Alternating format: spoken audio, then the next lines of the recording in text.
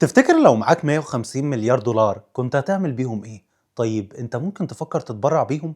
بس الراجل ده فعلا قرر يتبرع بيهم كلهم بعد رحيله. احنا هنا بنتكلم عن الأسطورة الحقيقية في عالم الاستثمار، وارن بافيت.